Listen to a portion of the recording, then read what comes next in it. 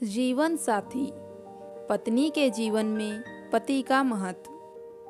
College में happy married life पर एक कार्यक्रम हो रहा था जिसमें कुछ शादीशुदा जोड़े हिस्सा ले रहे थे। जिस समय प्रोफेसर मंच पर आए, उन्होंने नोट किया कि सभी पति पत्नी शादी पर जोक करके हंस रहे थे। ये देखकर प्रोफेसर ने कहा कि चलो पहले एक गेम खेलते हैं, उसके बाद अपने विषय पर बातें करेंगे। सभी खुश हो गए और कहा, कौन सा गेम? प्रोफेसर ने एक मैरिड लड़की को खड़ा किया और कहा कि तुम ब्लैक बोर्ड पे ऐसे 20 से 25 लोगों के नाम लिखो जो तुम्हें सबसे अधिक प्यारे हों। लड़की ने पहले अपने परिवार के लोगों के नाम लिखे, फिर अपने सगे संबंधी, दोस्तों, पड़ोसी और सहकर्मियों के नाम लिख दिए। अब प्रोफेसर ने उसमें से कोई कम पसंद वाले 5 नाम मिटाने को कहा। लड़की ने अपने सहकर्मियों के नाम मिटा दिए। प्रोफेसर ने और 5 नाम मिटाने को कहा। लड़की ने थोड़ा सोचकर अपने पड़ोसियों के नाम मिटा दिए। अब प्रोफेसर ने और 10 नाम मिटाने को कहा।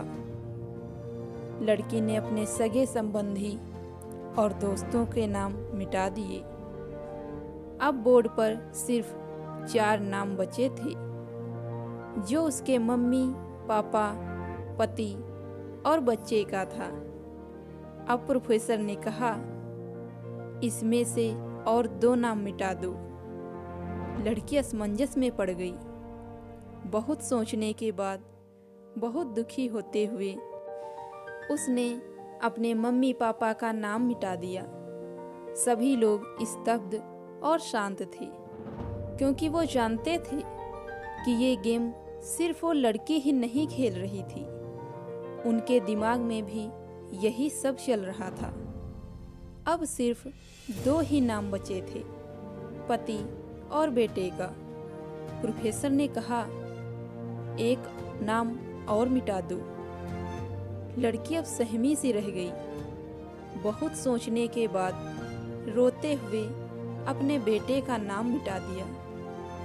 प्रोफेसर ने उस लड़की से कहा, तुम अपनी जगह जाकर बैठ जाओ, और सभी की तरफ गौर से देखा और पूछा, क्या कोई बता सकता है कि ऐसा क्यों हुआ कि सिर्फ पति का ही नाम बोर्ड पर रह गया? कोई जवाब नहीं दे पाया। सभी मुंह लटकाकर बैठे थे। प्रोफेसर ने फिर उस लड़की को खड़ा किया और कहा, ऐसा क्यों? जिसने तुम्हें जन्म दिया और पाल पोस कर इतना बड़ा किया, उनका नाम तुमने मिटा दिया। और तो और, तुमने अपनी कोख से जिस बच्चे को जन्म दिया, उसका भी नाम तुमने मिटा दिया। लड़की ने जवाब दिया कि अब मम्मी पापा बूढ़े हो चुके हैं। कुछ साल के बाद वो मुझे और इस दुनिया को छोड़कर चले जाएंगे। मेरा बेटा जब बड़ा हो जाएगा तो जरूरी नहीं कि वो शादी के बाद मेरे साथ ही रहे,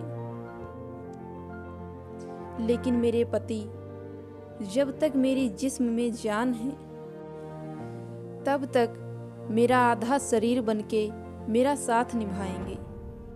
इसलिए मेरे लिए सबसे अजीज मेरे पति हैं। प्रोफेसर और बाकी स्टूडेंट ने तालियों की गूंज से लड़की को सलामी दी। प्रोफेसर ने कहा, तुमने बिल्कुल सही कहा कि तुम और सभी के बिना रह सकती हो, पर अपने आधे अंग अर्थात अपने पति के बिना नहीं रह सकती।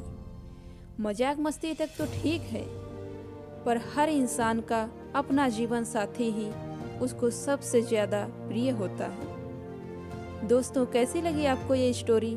कमेंट करके ज़रूर बताएं, और अगर चैनल पे नए हैं तो चैनल को सब्सक्राइब करें। हम मिलेंगे आपको ऐसी ही नई कहानी के साथ। धन्यवाद।